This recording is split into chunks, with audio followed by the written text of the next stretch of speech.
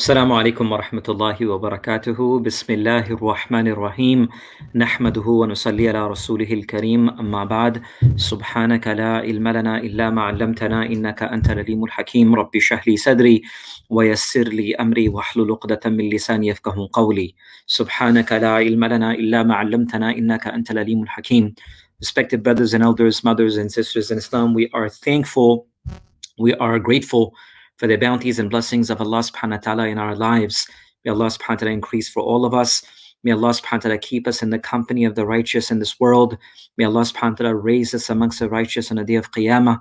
May He fill our lives with mercy and rahmah, as all of us are in the need of the rahmah and the mercy of Allah subhanahu wa ta'ala. I was thinking about sharing a presentation, but unfortunately I only have access to a single screen today. So you'll just be hearing me, hopefully, inshallah, near the mid of Ramadan, we will hold another session on the workshop of Zakat again, and we'll go through a lot more details.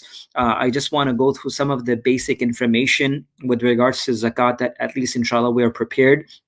Once we get to Ramadan and we're in the midst of it, inshallah, I'll try my best to cover a lot more details in regards to Zakat itself. So some of the things that inshallah we'll be covering today will be introduction to Zakat, calculation principles of Zakat, some of our zakatable assets, some of the deductibles or liabilities in Zakat, Zakat distribution, and of course Zakat payments and some of its principles. We won't be able to cover all of them today.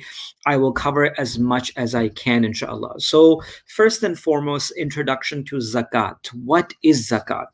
Zakat is the third of the five core pillars of Islam, and by Quranic ranking, it is next after prayer in importance. It has been interlinked with salah, with prayer, more than 28 times in the Quran. And in terms of payment, zakat refers to an obligatory payment of 2.5% of qualifying zakatable wealth annually. So it's one of the farais, one of the obligations, one of the pillars of our faith. It comes and interlinks itself with, subhanallah, salah more than 28 times in the Quran. Allah subhanahu wa ta'ala says, أَقِمِ الصَّلَاةَ وَآتُ الزَّكَاةَ أقم الصلاة وآتوا الزكاة, establish salah and give zakat. So both of them are connected more than 28 times together, interlinked in the Quran. And of course, in terms of payment, it refers to the obligatory payment of 2.5% of our wealth on qualifying zakatable wealth annually. Now, when we talk about zakat itself, and there's so many beautiful things to keep in mind. From zakat to Allah subhanahu wa ta'ala, and that's the concept of our faith. Because one thing to really understand, brothers and sisters, is that every practice in our faith, in our religion, is there to ultimately connect us with the deity, with the Almighty, Allah subhanahu wa ta'ala. That's the ultimate goal of all of our practices.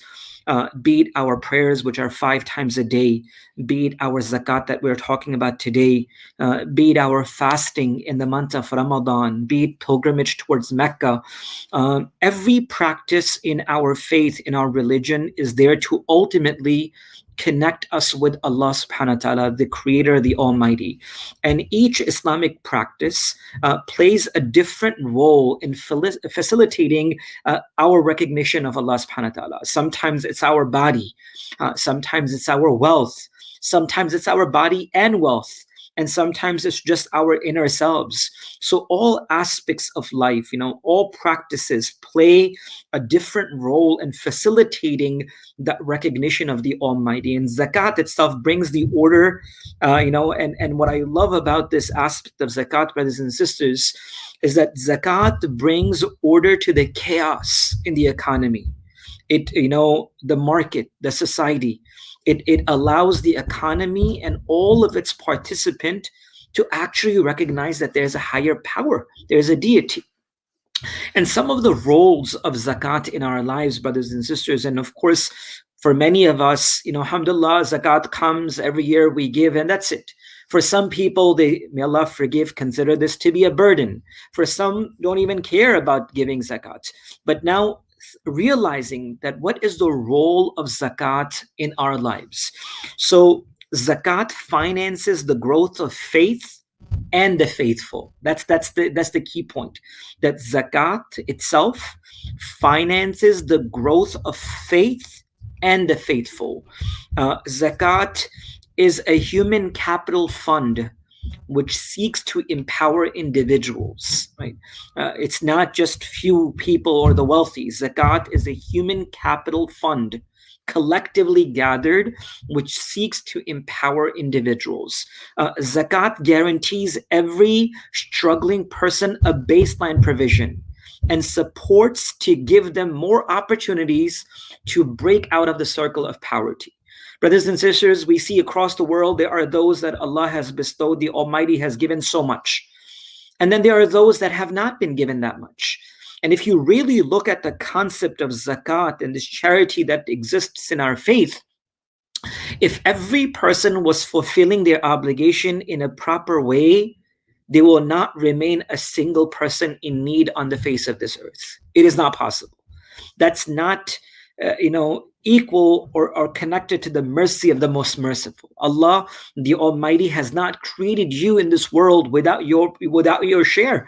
And it is through one another, right? So zakat itself guarantees every struggling person a baseline provision and supports them to, really gives them that the opportunity to break out of that circle of poverty. Zakat is this liquidity injection to the market as an act of economic stimulus by activating consumer spending. People will have money, they will spend, right? It's a whole process. Everything and any action that Allah has given us in our faith it's either beneficial for us or for the society in large. Zakat is a social contract between communities to look after one another and to grow together as a community. And that's a true commitment, a social contract between communities.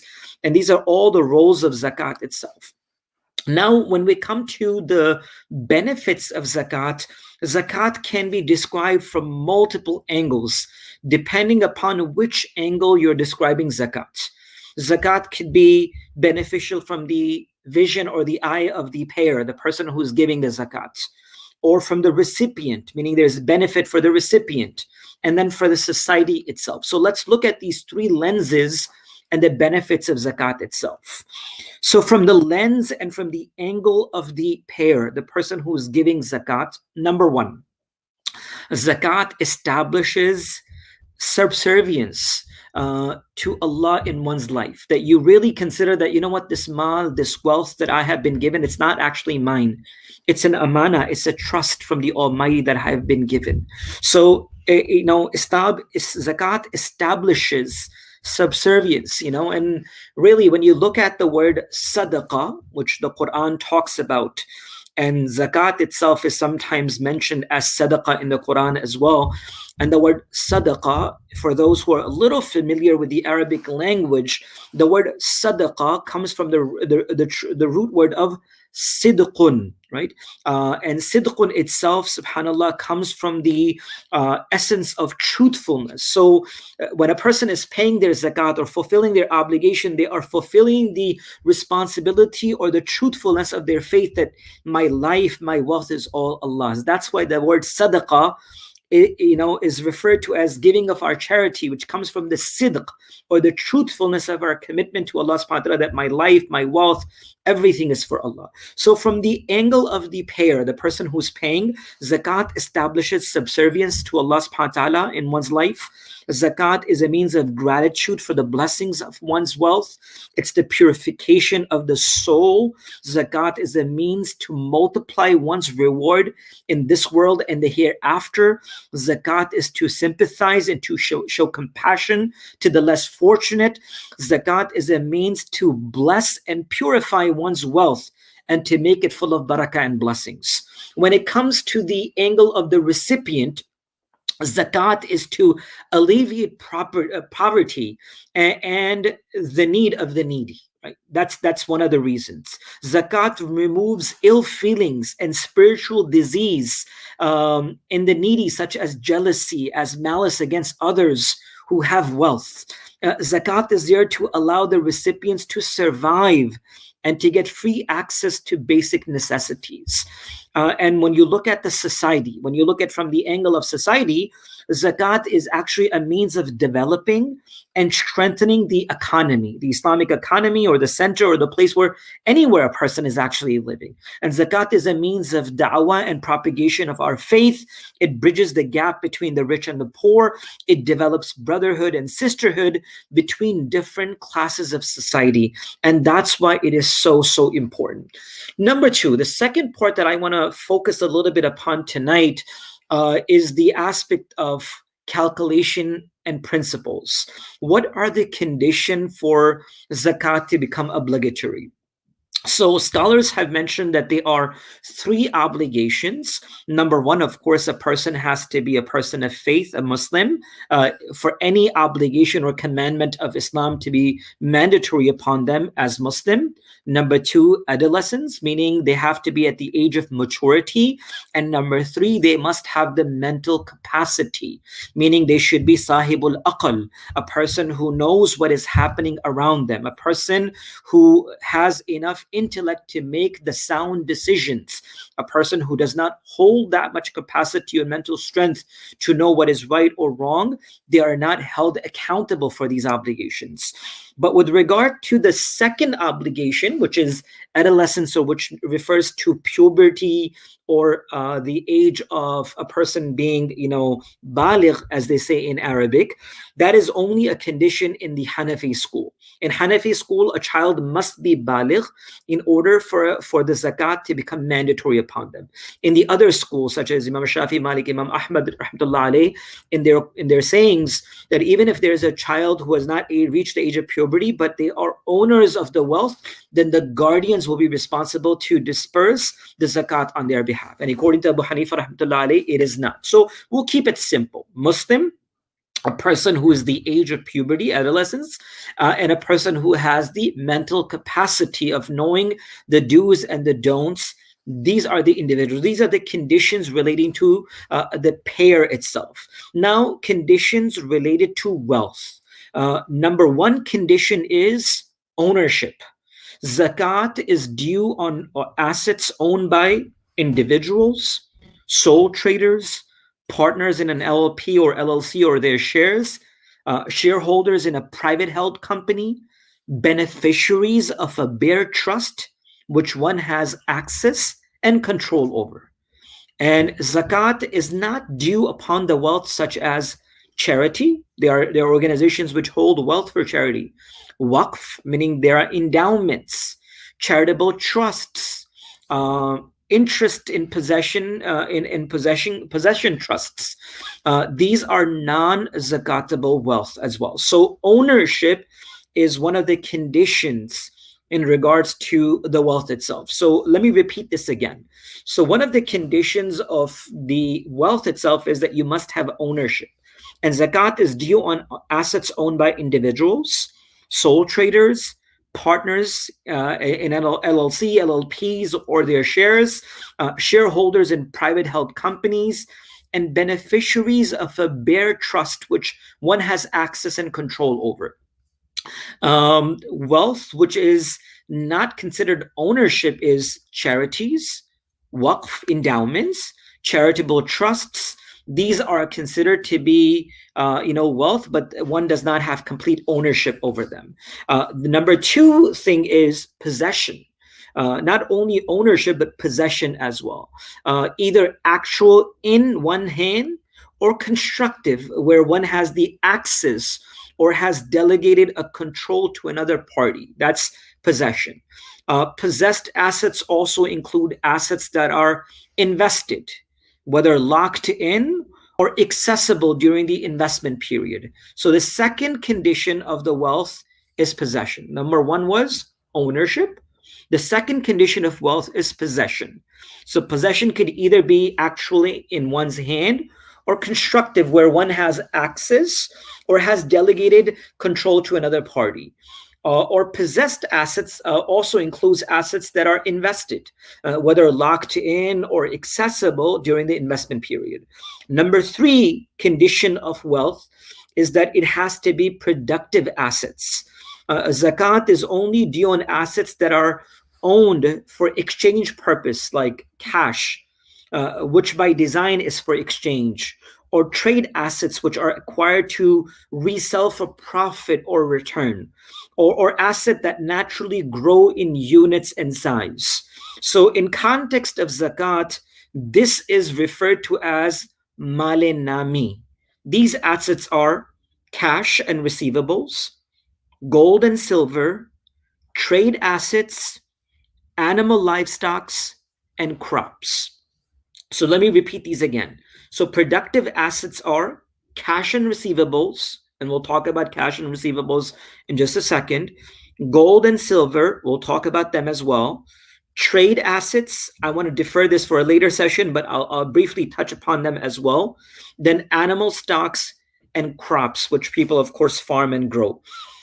The fourth condition of wealth is called the nisab, the quantum, the threshold of what amount.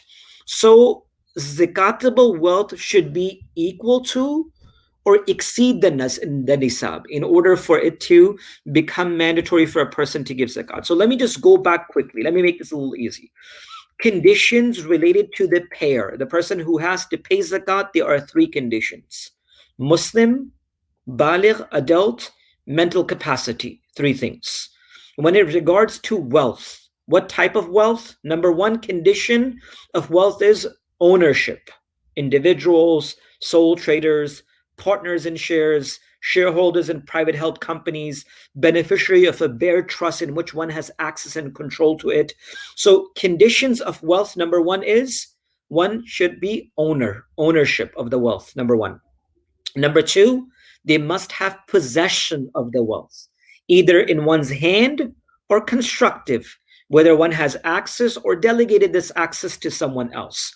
Possess asset which also include invested, whether locked in or accessible during their investment period. So ownership, possession. Number three, the wealth has to be productive assets, such as male nami. In Arabic, they say male nami, cash and receivables, gold and silver, trade assets, animal livestocks, and crops. So these are three conditions already: ownership, possession, productive assets. Number fourth condition of wealth is that it must also reach the nisab, the quantum. So zakatable wealth should be equal or should exceed the amount of nisab. What is the nisab? What is the quantum itself? So the quantum itself, or the nisab itself, is, I know you guys are going to have some questions, and inshallah, I'm going to take them all the way towards the end.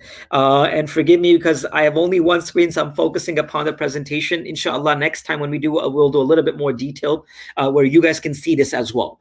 Nisab. Nisab itself, the fourth condition of the wealth, and forgive me, I repeat this again so you understand them. Ownership of wealth, possession of wealth, productive assets. Number fourth, it should be nisab. What is nisab? Nisab is a quantum or threshold that has been set by the Prophet ﷺ from his time, and I'll explain that in just a few moments. The nisab is, and again, 87.48 grams of gold or 612.36 grams of silver in one opinion. That's the first opinion. Another view is 85 grams of gold and 595 grams of silver, respectively. Right? Different countries use either gold or silver as their quantum based upon the guidance of the scholars. And I'm going to tell you that in just a few moments. What some of our teachers have mentioned, what the scholars have mentioned, some resolutions have recently come out of what nisab and quantum to actually use. So the fourth condition of wealth is that your wealth must reach the amount of nisab, 87.48 grams of gold or 612.36 grams of silver. I'm going to quickly run this right now. Actually, give me a second and see what is the rate for today's zakats. So 87.48 grams of gold for today's price, which is our date today, the 19th, 20th. The gold nisab is the wealth, the amount of gold is $4,916.53. The nisab, which is 612.36 grams of silver, equals to $519.95. So now you have two numbers in front of you. The gold nisab is almost $5,000. 4,916. The silver nisab is 519, about $520. So this is a nisab, and I'm going to talk a little bit about this in detail in just a few seconds. That's the fourth condition of the wealth. The fifth condition of the wealth is passing of a lunar year. Passing of a lunar year. Zakat is only payable after one lunar year passes and one has zakatable wealth equal to or above the nisab at the end of that year. If at year end the zakatable wealth is below the nisab, zakat will not be payable, and that date actually is no longer valid as one of zakat's year ends. IOFI, which is actually a standard of Islamic finances across the globe. Any work that is happening across the world where, subhanAllah, you talk about Islamic finances, wealth, and subhanAllah, all these cryptocurrencies now and NFTs and so many things that are emerging now, the benchmark or the gold standard of gauging them to be Sharia compliant or not is something known as IOFI standard. This is the international auditing organization, which is led by some of the greatest scholars, and some of them are my direct teachers themselves. So IOFI actually has a book itself on Sharia standards, which is about 1,200 pages book. IOFI permits the usage of the Gregorian calendar that we use ourselves. But if you use that calendar, then you must pay zakat not to the rate of 2.577%. That's why I would recommend you to please choose one Islamic date as the date of your zakat. If you want to choose the other calendar, as your books are done like that, your taxes are like that, the Gregorian calendar, then because Islamic calendar is short by 10 days every year, because Islamic months either have 29 days or 30 days, they don't have 30 or 31 all the time. So either it's 29 or 30, and there are 10 days short every year from the other calendar. That's why the zakat is based upon the Islamic lunar calendar. But if you want to base a date on your Gregorian calendar, then please give zakat by 2.577% rather than 2.5%. But better off to choose one Islamic lunar calendar date and give by 2.5%.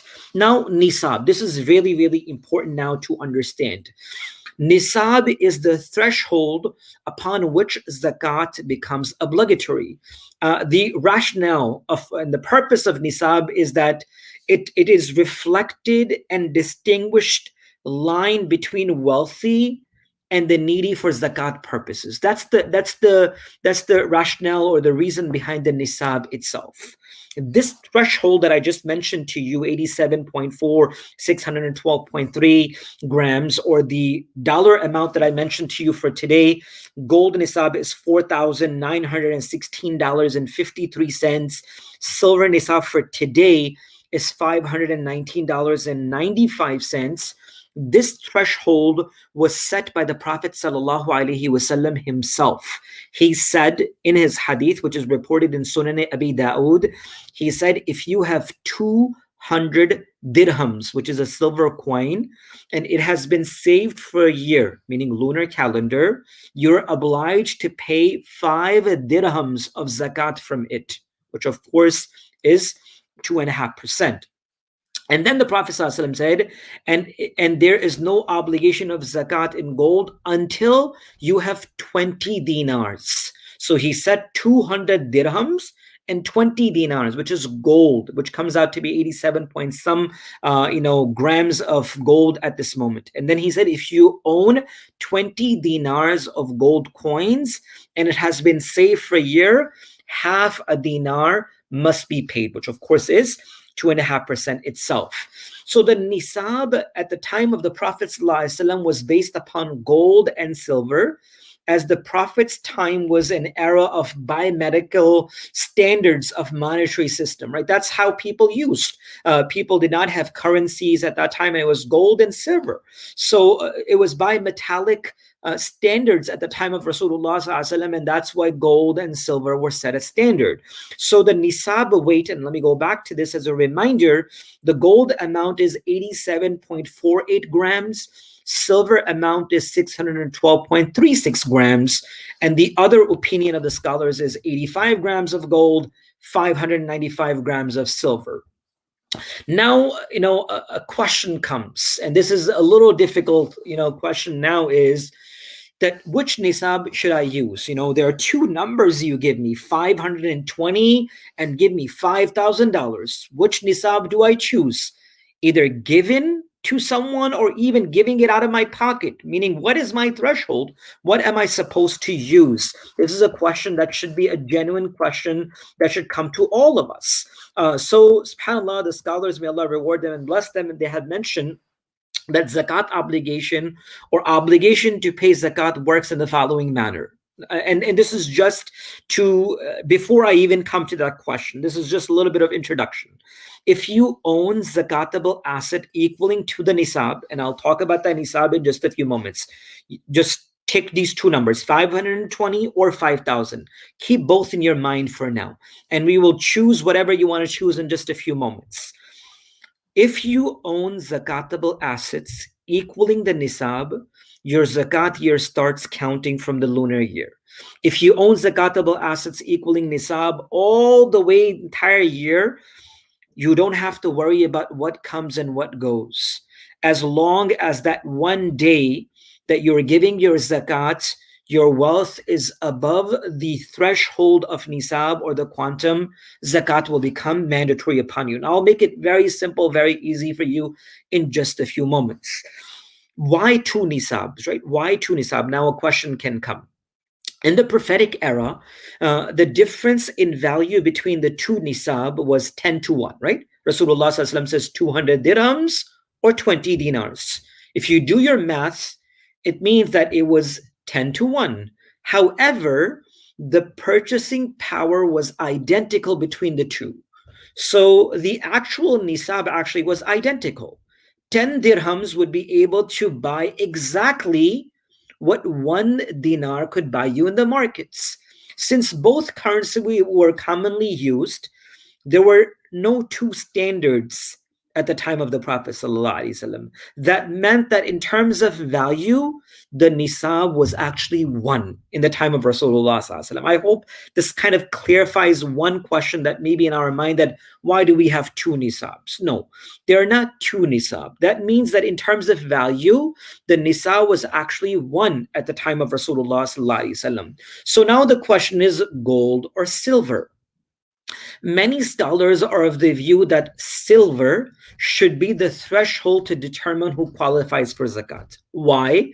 Because they say if you keep the lower amount, it's anfa lil fuqara. It's more beneficial for the poor people. So for example, if you keep $520 as the threshold, if you have more than that at the end of the one lunar calendar, you have to give zakat. That means more people will give zakat, more people will be able to benefit, and there will be more beneficiaries and more people giving wealth, and more wealth will be given out.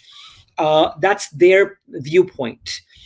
They argue that if the silver is the threshold, more people are likely to pay zakat, and the needy will benefit more due to the volume of the zakat payments. The other scholars are of the view that gold nisab should determine who qualifies to pay zakat. They argue that the silver nisab is very low. $520 will not even pay a week's of your rent and your groceries, subhanAllah.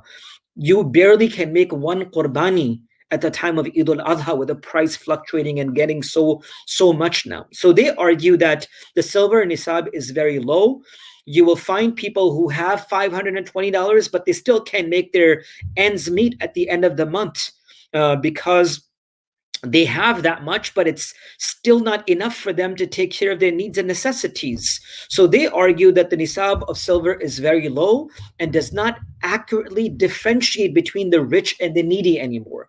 That silver nisab is really not the differentiation between rich and poor, because $520 did not differentiate between rich and poor. Maybe $5,000 of saving can differentiate between rich or poor, a person who does not need help from someone else, or those who need help. And silver is the more common of the two, but of course, gold is gaining traction. I think a couple of years ago, I'm a part of that organization, American Fiqh Academy, run by good friends, Mufti Abrar Mirza and Mufti Abdullah Nana, and about 20 other muftis across the nation, US. They came up with a resolution which was passed amongst the scholars that the threshold should now be gold rather than silver, because of the economy and the system that we're living in. But of course, we leave it up to your decision. Subhanallah, think that it's time that gold should be given that traction, because of how the things are rapidly changing, and it's very hard to find people. Yes, if you go to some remote areas, you'll find people who don't have $520, much lesser than that as well. But it's very difficult to find individuals who meet that criteria, so gold could be amongst those. Now with zakatable assets, there are cash, receivables, gold and silver, trade assets, investment, and zakatable assets, and of course, agricultures and animal livestocks. Cash. Let's talk about a few important concepts, and then inshallah we'll try to conclude and take some questions. Zakat is payable on all cash assets in one's ownership, number one. Zakat is due on petty cash at home as well as saving in the bank. Zakat is due on all currencies in one ownership. Zakat is not payable on cash that has been spent before the zakat year ends. To make it very simple and very easy, let me give you an example. You set one date for yourself for your zakat date. So for example, 15th Ramadan is my zakat date. Sometimes people do it early, sometimes do it late. I try, doing it before the last ashra, that if I have to sit in i'tikaf, then you're done with your responsibility. You set a date, one date as your zakatable date. That's your date. You have to give zakat. That very particular day, you're going to sit down and you're going to calculate and gather all of your zakatable assets, your wealth, and sense of gold, silver, cash. And I'll tell you all the details of how you have to calculate your gold, what price of gold you have to keep. I'll tell you all of that. Your cash in your hand, in the bank, in your saving, gold, cash, your investments, all that. You gather it together, you check your liabilities, and then of course with that your zakat will be given. So fix one date. It's one of the most important points. So to make it easy, number one, cash in hand, cash in bank, all currencies. The wealth that has been spent before the end of the year, it's not zakatable. Number two, receivables, loans. Zakat is payable on the loans each year. The lender has the option to pay annually, or alternatively pay for all the previous years upon repayment. You gave someone money, loan, and you know that you're going to get that money back. This zakat is payable on loan, outstanding loans, while you have the yaqeen that you are going to get this back. You have the firm belief that you're going to get this back. You gave someone money and you lost hope. They're like, too bad, you're not getting it back. Once you lose hope and you know you're not going to get that back, then this will not be considered as outstanding zakatable assets for yourself. They will not be considered receivables. But if they are loans that you have given someone and zakat, and they don't even give you in 3 years, every single year zakat is payable on the loan each year. It's not after 3 years. If you don't have enough liquid, then remember how much you have to pay every year. And once the lender has given you, once the individual who have borrowed the money has given you back, then you can pay for all the previous years. Credit sales, receivables. Zakat is payable each year on the outstanding payments from, receivables from your credit sales. Non-zakatable outstanding wealth receivables, such as non-traded receivables, payouts or rewards that you have not received. They're outstanding. You didn't get them yet. There's no zakat on that. Claims and damages that you have done but have not received, they're outstanding. No zakat upon them. Settlements that have been made but they have not been received, they are outstanding. They are not zakatable. Inheritance shares that someone has passed away, it's outstanding but you have not received them, they're not also zakatable. They're not considered as receivable. So let me repeat this a little bit again. So number one part of it was cash in hand. Number two is receivables, loans that you gave someone, knowing that you're going to get them back every single year. You need to make sure that you're paying zakat upon them. Credit sales, zakat is payable each year on the outstanding payments from trade stocks and assets. Non-zakatable annually receivable, which are outstanding, they're non-zakatable. You don't have to count them as your assets. Non-traded receivables, payouts or awards, claims and damages, settlements, and inheritance shares, these are non-zakatable as long as they are outstanding. Now, gold and silver. According to Hanafi, Imam Abu Hanifa rahmatullah, the Hanafi school treats all gold and silver as zakatable. Everything that you have in gold and silver is zakatable, regardless of whether it is worn, stored, an investment, or trade. It is all zakatable, according to Abu Hanifa rahmatullah alayhi. Hanafi school treats gold and silver all as zakatable, regardless of whether it is worn, you're wearing it every single day. You have stored it maybe for a child that you're going to give it to them when they grow up or when they get married. An investment or a trade stock, zakat has to be given. Non-Hanafis, according to Imam Shafi, Imam Malik, Imam Abu Hanifa, and the non-Hanafi scholars have mentioned that gold and silver as trade stocks, investments, or as an asset class in one's investment portfolio are zakatable. However, gold and silver jewelry owned by a woman for personal wear is non-zakatable. That's according to the non-Hanafis. Non-Hanafi mentioned that gold and silver as trade stocks, investments, or asset class in one's investment portfolio are zakatable. But, however, gold and silver owned by a woman for her personal use, is non-zakatable. According to Abu Hanifa rahmatullah alayhi, every type of gold and silver are zakatable, regardless worn, stored, investment, and trade. Mixed metal jewelries, what do we need to do with that? According to the Hanafi school, zakat on gold and silver is always due, even if it's 9 carats.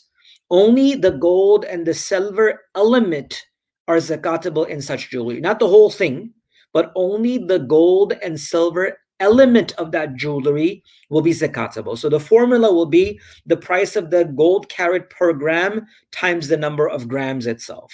Now, what price do you need to see of the gold and the silver? So gold and silver should be priced at what you will receive if you were to sell these assets today, not the one that you bought, or if you were to sell this gold now, what would you receive as these assets? This is considered to be your wealth. And this is known as the scrap value.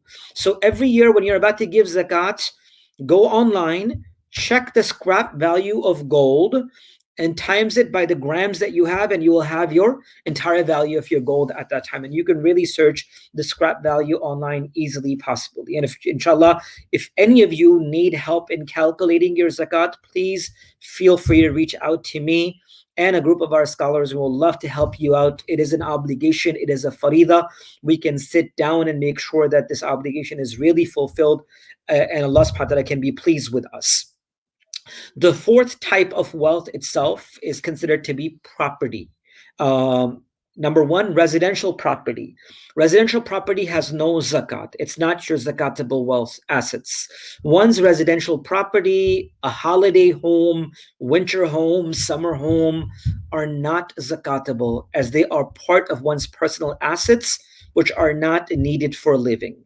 Number two, buy to sell, meaning zakatable at listed price. Properties which were bought for trading and capital gain are zakatable. Zakat is due on their listed price.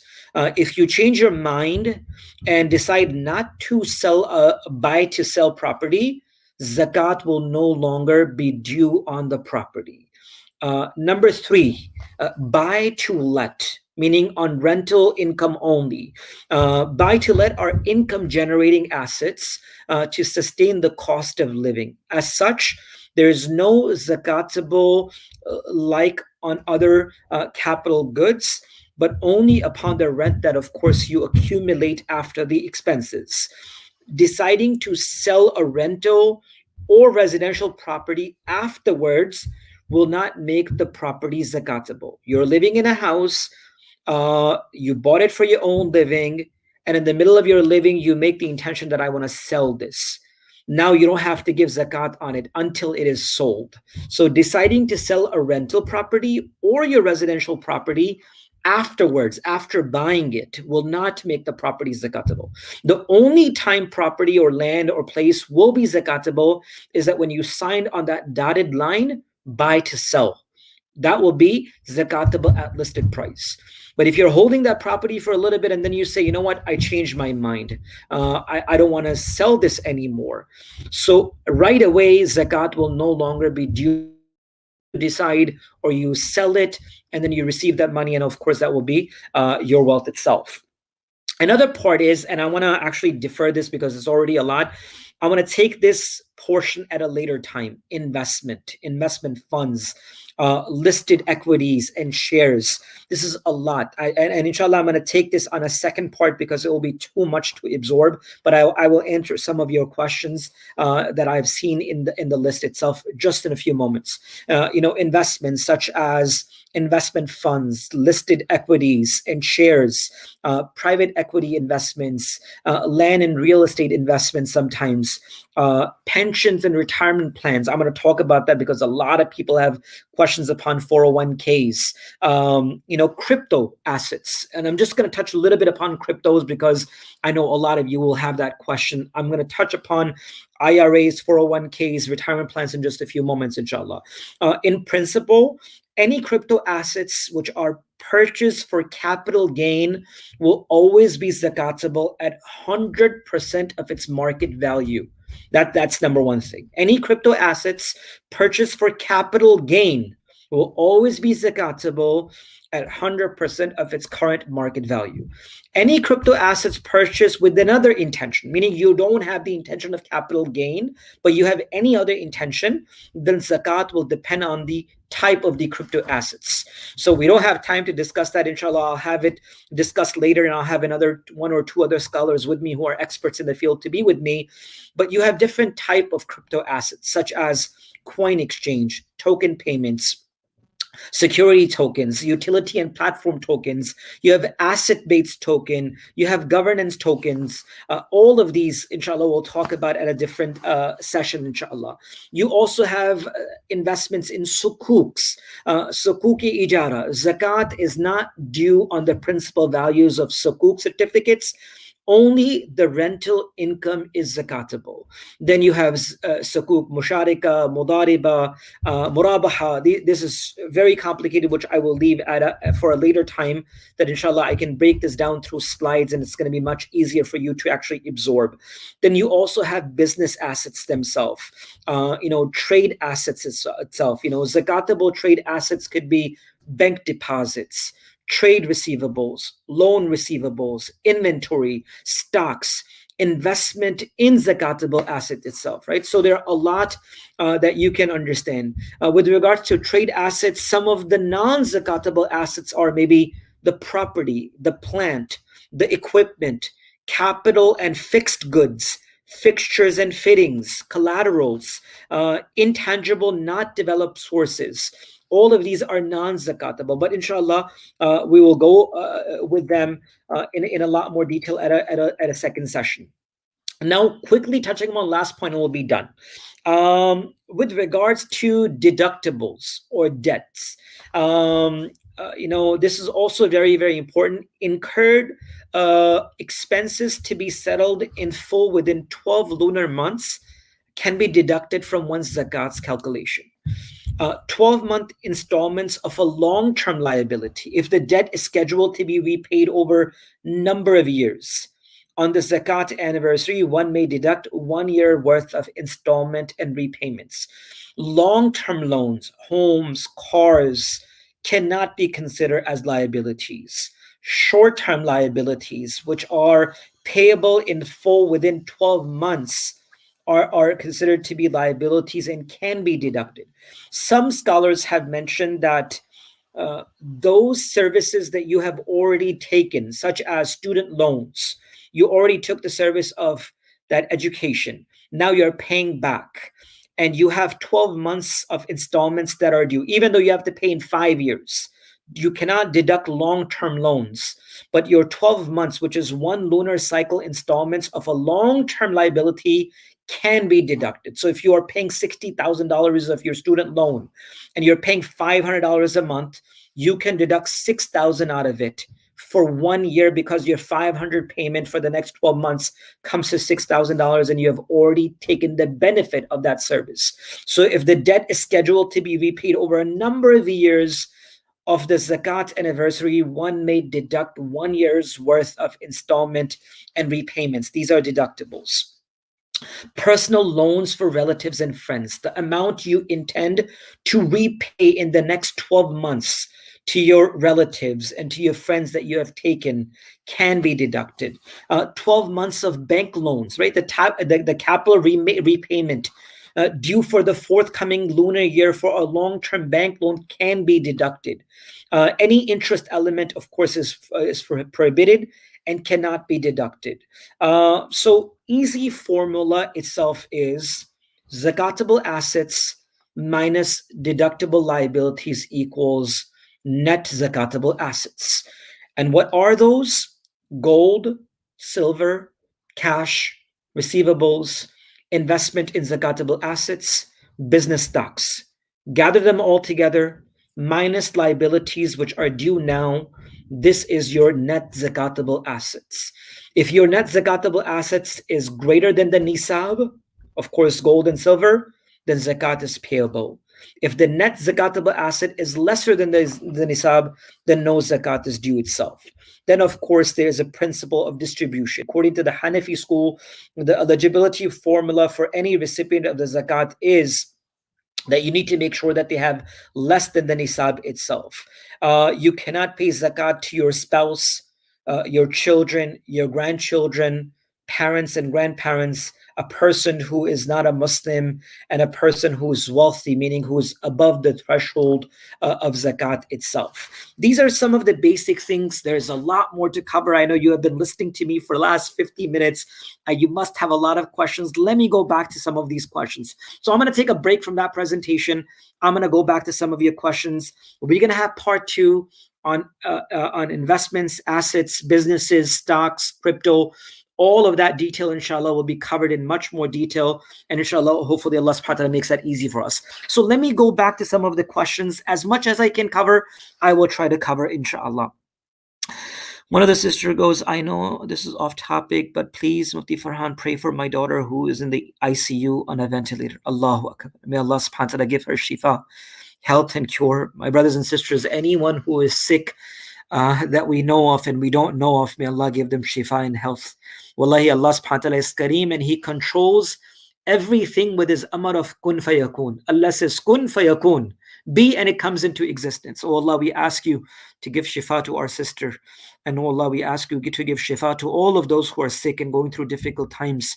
Oh Allah, all of those brothers and sisters who are going through hardships. And oh Allah, you know the hearts of the people. Oh Allah, make it easy for all, inshallah. Sister, inshallah, definitely, we will make dua that Allah subhanahu wa ta'ala give shifa kamila, ajala, daima, mustamirra. Sister Aisha asks a question. I'm going to bring this up to this the screen. Can you please comment specifically on 401k retirement plans? I have heard various options on this. So this is one of the most asked question that I actually get when it comes to zakat, right? So I'm going to tell you what I wrote. This is the last thing that I was sharing with some of the scholars. I was speaking to them, discussing upon this, and this is what was mentioned. So when we talk about retirement plans, and inshallah in next session we'll talk about a lot more detail and subtopics of it as well. Our retirement plan, and the sister asks specifically upon the 401k retirement fund. 401k retirement funds have two components. They have two components: the employee's contribution and the employer's contribution. The employee's contribution, the employee, the person himself or herself, the employee's contribution are subject to zakat. And I'll tell you why in just a few seconds. The employer's contributions are either vested or unvested. The vested portion is subjected or subject to zakat. One may give this zakat annually, or a person can backdate it upon withdrawal of their funds. Now a question comes that we have some major scholars who have mentioned that you really don't have possession. And this is a very detailed topic, and that's why I want to keep it for the next time. That some of the scholars mentioned that you don't have complete access or possession to it. The answer to that is that this is contradictory or contrary to the overwhelming majority opinion of the scholars. And the argument is that you don't have access to it may only be applicable if we did not have the initial choice to it. If you did not have the initial choice to choose it or not. So I know that there are certain state or government institutions and companies, I'm not sure if it's schools or somewhere else, 403Bs or something, that you don't have any choice. They'll take it. They have to cut your retirement plan no matter what, you choose it or not. So it may only be applicable, meaning the argument when a person says, I don't have access, is only applicable if you did not have the initial choice to it. If you did not have the initial choice to it, then you don't have access to it. You don't have to give zakat on that till it becomes mature and you receive it. The money that is invested by employee is voluntary. No one forced this. No one pushed this person. No one told them to put it to the side. It is your own money that you're putting to the side voluntarily, purposely, willingly, deliberately. So the money invested by the employee is voluntarily invested, and thus it is subjected to the zakat itself. But going back to it, the employee's portion, all of it. Now a question may come, what if I take that money out? I have to pay fees, I have to pay taxes, I have to pay all that. Yes. If you take out that money today and you pay the fees, you pay the taxes, then inshallah, after all of these fines and payments and early withdrawals, you will pay zakat at the end, whatever is in your pocket. But if you're not pulling out that money, you're not thinking about moving your 401k and your retirement plan, you're not moving to another company, then the entire amount that you have put aside willingly, knowingly, by your initial choice will be subject to zakat, and all the money that has been voluntarily vested by the employer also will be itself. Let's get to the next question. I hope that clarifies a little bit. I know it's going to open up a lot of doors of question, but inshallah, next time we'll cover a lot more detail. If my gold amount does not change next year, do I have to pay zakat again next year on the same? Yes, my brother. So zakat itself is the value or the assets that you have in your ownership. If you paid zakat on gold once, it's not that the next year you don't have to pay zakat and that already. Zakat is due upon the wealth and the assets that a person has every single year. So if you paid zakat last year on the 100 grams of gold that you have, This year, if you have 150 grams of gold, you will not pay zakat on the 50 gram that are extra, but it will be given on the entire amount itself. So every single year, zakat will be given. Brother Muhammad Azim asks, Mufti Saab, can you educate on who is acceptable to zakat? Can a poor person in need accept zakat? Are we responsible to find out if they're eligible or not? Should they know it's zakat? Jazakallah khairan, brother. That's a very good question. I'll go backwards. A person who's receiving the zakat does not have to know it is zakat. You don't have to tell them this is zakat, but you yourself have to do the due diligence.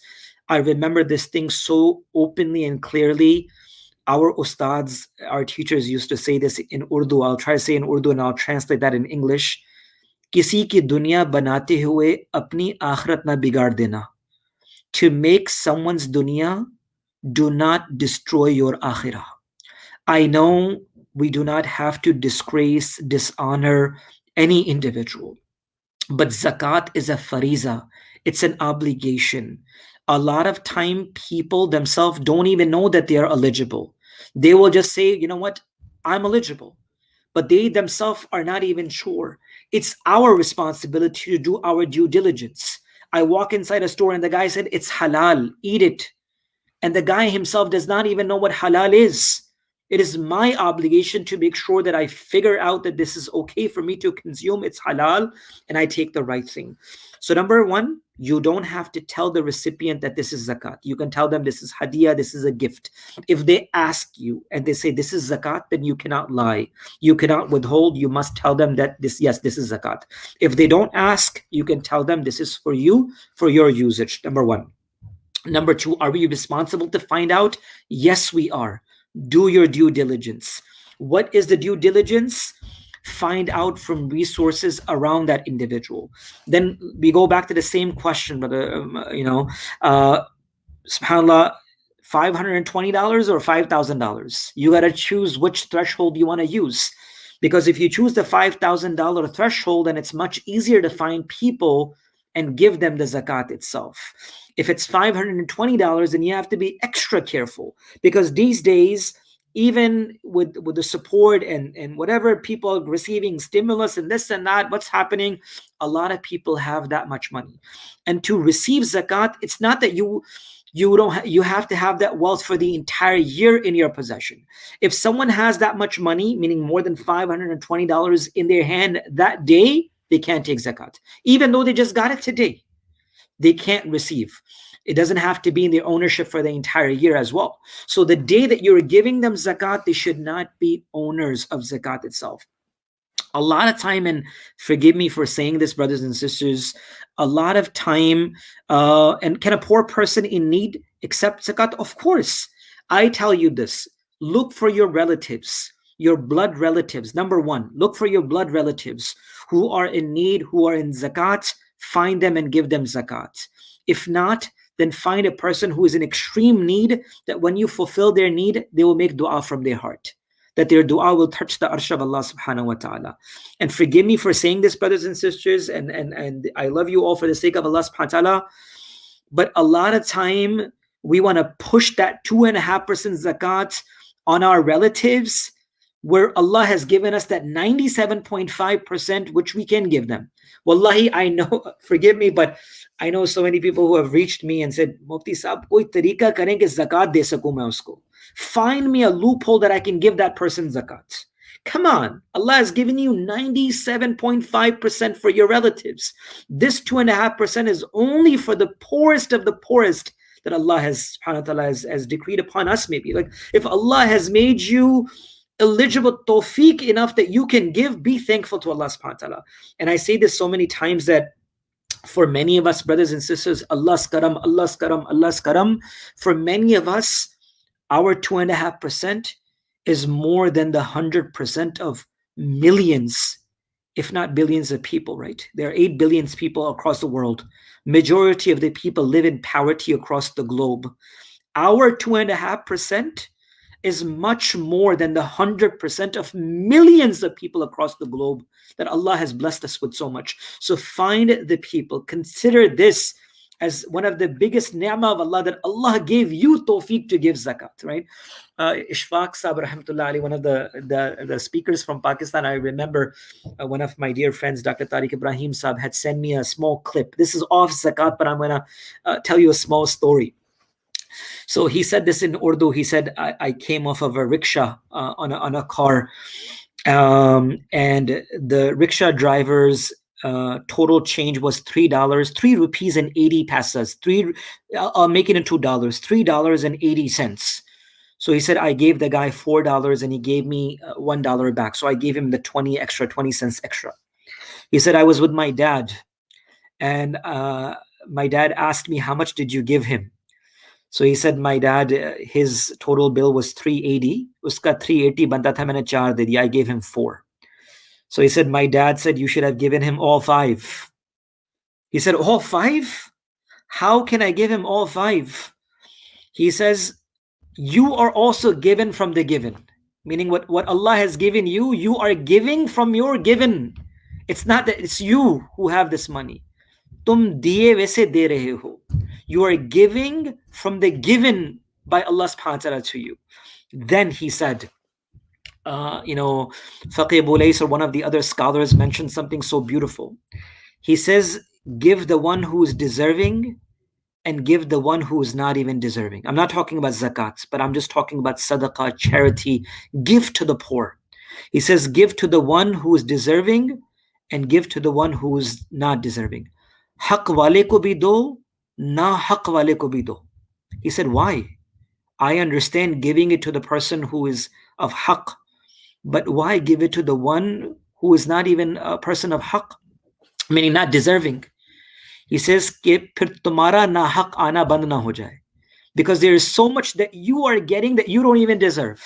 If you look at your own life, you have so much that you don't really deserve, but Allah gave you.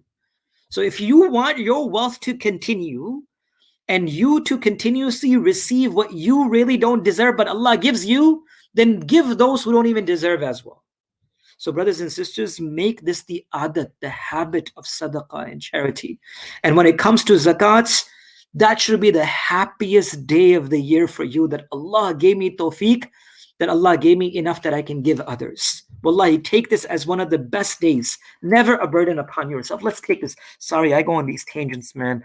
Let's go back to these questions quickly. Assalamu alaikum. Can you calculate expected zakat for a year and put zakat into a charitable trust before the date is due and as zakat and pay through the charitable trust? Yes. So you can pay your zakat prior to the day. So for example, if your zakat is going to become due in Ramadan, which is in a month and a half, a month or so, you can start paying zakat already. And once your zakat date comes, meaning the 15th of Ramadan comes, you sit down, you do your entire auditing, your zakatable assets, your investments, wealth, your liabilities, and it says your zakat is due of $1,200. You look back and say, you know what, I already gave 600. So now you only have 600 to give back. So you can put it in a charitable trust. You can give that. They can give over time. But the only thing that I would request you to do, brother, in this case is to please make sure still fix a date to be your zakatable asset date, meaning your calculation. You must have one fixed date during the year where you gather all of your wealth and see what is the zakat due upon you. So you can calculate your expected zakat. Yes, everyone knows approximate incomes, liabilities already from your previous year.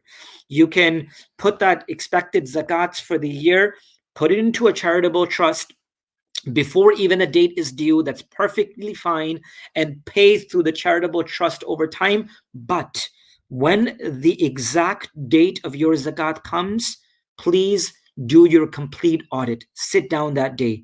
Ask your family, your spouse, your people, whoever is in your house, how much gold do you have? How much silver do we have? How much money do we have? How much income is coming? How much do we have on dividends on our stocks, investments, cryptos, this and that?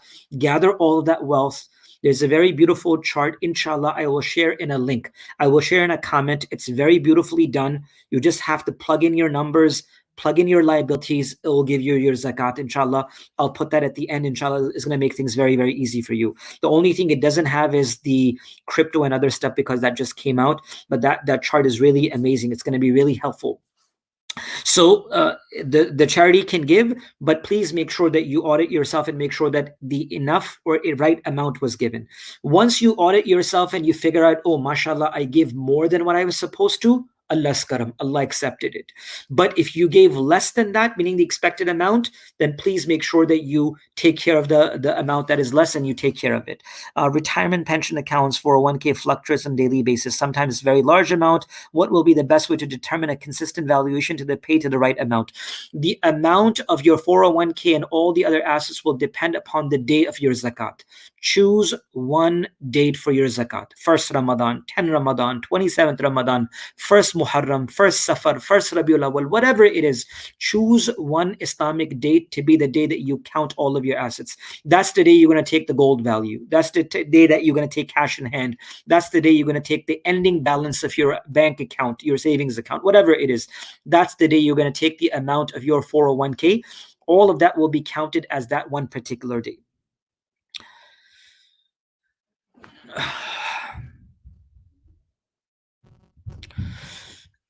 Follow up on that above question. If I pay on a valuation of 100,000 this year and the next year the account is valued at 50,000 with same assets, do we still pay on the loss of the accounts? The account is now probably below the amount invested. Maybe the market crash. I'm going to look into it and get back to you, Brother Iqbal. I'm going to write that down as a question. Oh, Jazakallah khair. Allah reward you. Is that Brother Bashir who calculate your zakat here? Thank you so much, Jazakumullah khairan, for sharing the calculator. This is the calculator I was talking about. Brother Bashir, I think you're behind the scene helping me out. May Allah reward you and bless you. What if you, the next question is, what if you give zakat in another country and you have the opportunity to send the zakat money before your annual zakat date? Is this allowed? Example, annual zakat is 15 Ramadan, but someone can deliver your zakat money to the person in need in the other country before Ramadan event starts. Perfect. I recommend doing this, brothers and sisters. Don't wait till that time. If Allah gives you opportunity, take a little bit of your wealth out, because fulfilling the need of the person when they need it the most is the most rewarding action that you can do. Just don't wait for that. Fulfilling the need of a person is the greatest ajr that you can. I know we want to give our zakat in Ramadan because it's 70 times the reward, but getting your money slowly and over time is perfectly fine.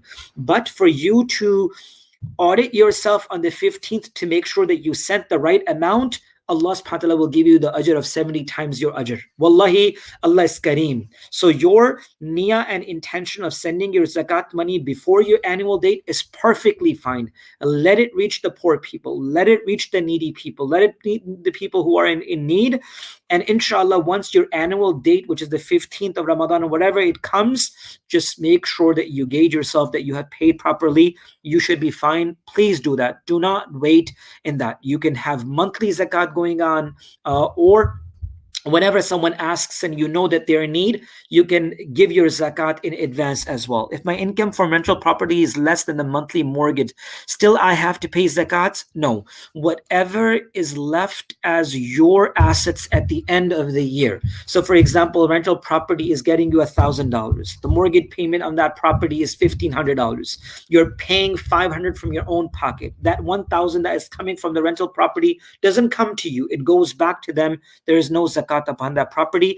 The rental value of your property is only zakat eligible if it is in your value, in your ownership as assets at the end of the year. They have not been sent. So these are liabilities. Can you repeat the information on rental real estate that is owned? Number one, if you have personal real estate, there is no zakat upon it. Doesn't matter if you have one house, two houses, three houses, summer home, winter homes, there is no zakat on your personal properties. Number two, you have a property that you bought which is worth $1 million, but it's not for the reasons of sale. You're not buying to sell, but you're keeping it for rent. The rental value of that property which it generates. Maybe it generates $12,000. Example, $1,000 a month, it generates $12,000 a year in rental value. The property is worth $1 million. Zakat is not on the $1 million of the assets of the value, list price. No. Zakat is only on the rental value that has been generated. But you might have expenses. You're going to pay tax for that property.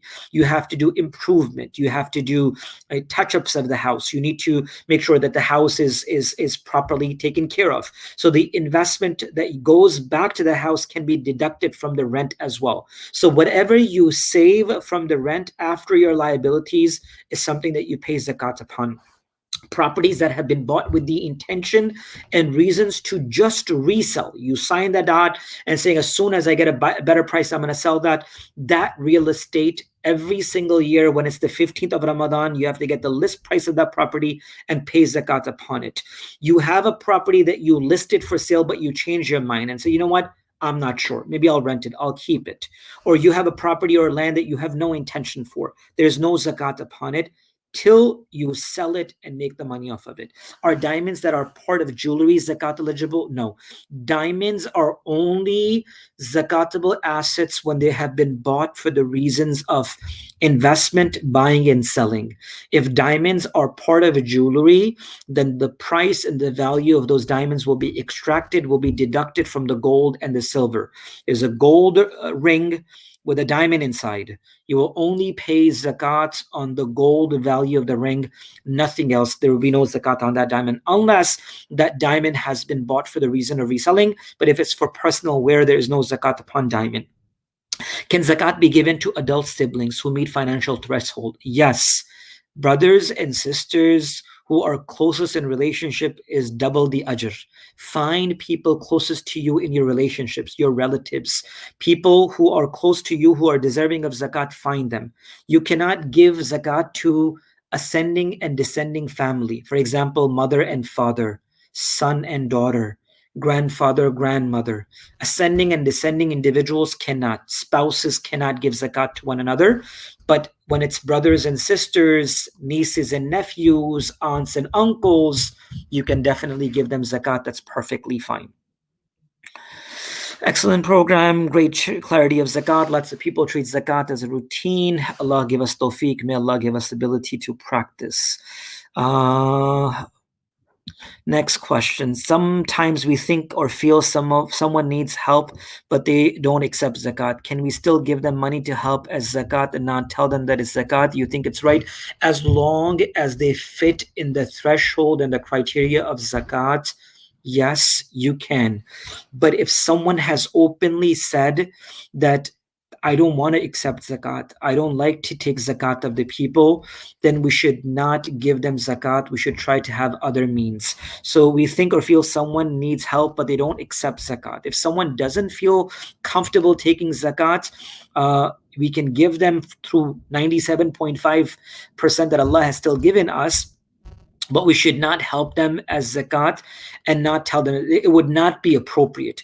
As when we are given, we should do the most ahsan and the most beautiful things for the people. So if someone has vocally or openly asked that they don't want to be zakat, then we should not give them. Even though you don't have to tell them this is zakat, we should not help them through those means. Question is, I don't work, but I have money for more than a year. Do I pay zakat on it? Yes. So it's not about having recurring money, but having more than the wealth that is the threshold to give zakat. As long as you have more than the amount of threshold that remains in your ownership, it's not that you have to be working to give zakat. But if you have more than that, which is in your savings, if you don't have any liabilities or anything like that, yes, you would have to pay zakat. Salam, regarding 401k retirement plans, do we have to pay zakat only on our contribution or on the fluctuations, unrealized gain? You got to go back, Brother Moise. We talked about this in a little bit before. We're going to do that in session 2. But with regards to 401k plans, retirement accounts, which are voluntary accounts, you have 2 types of payments that are given. Employee contribution, employer's contribution. The entire amount of the employee contribution and the vested amount of the employer contribution will be zakatable asset every year. how about the gold which is in stones or pearls jewelry? So the stones do not have to be counted. The only amount is that the gold itself. If the gold is lesser than 22 carats, again, you just have to give according to the price of the gold of how much carat that is worth itself. I know I took a lot of time being here with me on a Saturday night for hour and 15 minutes. Allah give you a reward. Allah bless you, brothers and sisters. I know there's a lot of things that I have not covered. There's a lot more things that need to be covered. Inshallah, hopefully, either early Ramadan, we're gonna have one more session, and hopefully before Ramadan, because I'm really thirsty right now. I think I won't be able to do this in Ramadan, but I'll try my best. Before Ramadan, after Ramadan, let's have one more session. Please, if you have any questions, do write them down. I'm gonna gather them. We have to talk about assets. We have to talk about business assets. We have to talk about investments. We have to talk about stocks, dividends, cryptos, all of that, and a little bit more about 401k, IRAs, Roth, and investments. I'm gonna touch upon them all. We're also going to touch upon in the second session with regards to recipients. Allah subhanahu wa ta'ala mentions 8 types of recipients in the Quran, a little bit about that. There's a little bit of controversy. Can you use zakat money for masjid?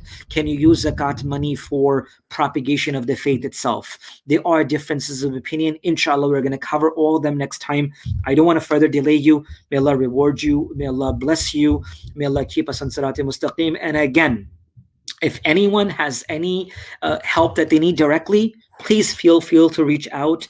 This is the free service for the sake of Allah subhanahu wa ta'ala. Help you calculate, help you find out, what better than helping some of our brothers and sisters fulfill their farida. So if you do need any help, please reach out to me through my email. May Allah bless you. May Allah reward you. May Allah accept this from all of us. Give us ikhlas, sincerity, and allow us to keep upon Sirat al-Mustaqim. Again, I want to conclude with a dua for the sister that had asked for her daughter that was on a ventilator, and for so many brothers and sisters who are sick. May Allah give them shifa and health. May Allah keep us all protected in afiyah, in khair, and may Allah subhanahu wa ta'ala keep us on the right path. Inshallah, we'll see you soon. Assalamu alaikum wa rahmatullahi wa barakatuh.